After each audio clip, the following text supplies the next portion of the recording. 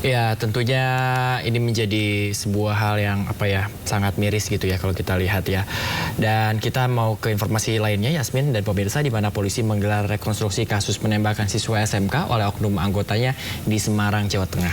Tersangka memperagakan adegan menembak terhadap 3 korbannya dari jarak dekat.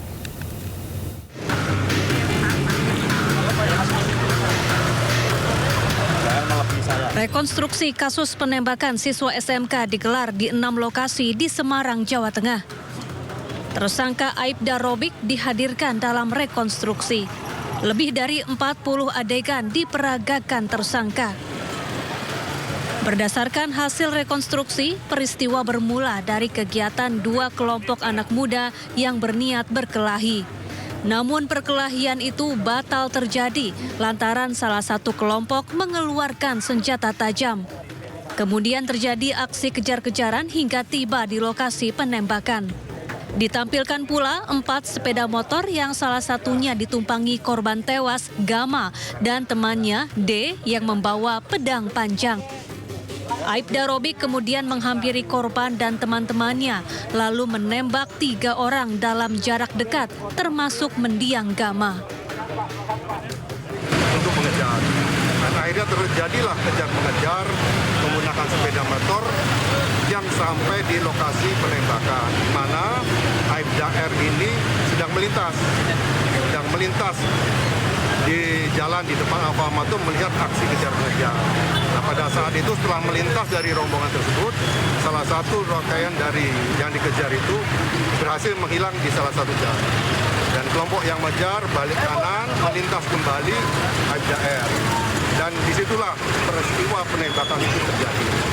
Dan rekan-rekan sekalian bisa melihat bagaimana kronologis dari awal sampai akhir, sehingga tidak dipotong-potong. Bukan hanya melihat pada saat penembakan, namun harus dilihat rangkaian peristiwa dari awal, kejadian mulanya seperti apa sampai akhir. Kuasa hukum korban menyebut penembakan ini merupakan tindakan brutal karena dilakukan tanpa peringatan sebelumnya. Posisi waktu itu yang tadi saya lihat itu tidak ada 2 meter. 1,4 kalau nggak salah tadi. Ya, jadi nggak ada 2 meter. Artinya tembakan itu mematikan dan sangat brutal. Dari rekonstruksi itu sudah jelas faktanya.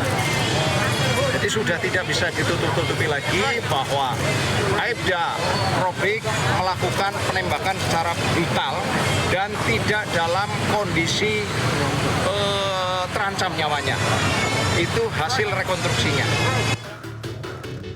Sebelumnya Aibda Robik ditetapkan sebagai tersangka karena menembak 3 pemuda. Akibatnya 2 orang terluka dan 1 orang tewas. Buntut kasus ini, Aibda Robik diberhentikan tidak dengan hormat dari Polri. Sementara Kapolrestabes Semarang Kombes Pol Irwan Anwar dimutasi ke STIK Lemdiklat Polri. Dari Semarang, Jawa Tengah, Wisnu Wardana, iNews melaporkan.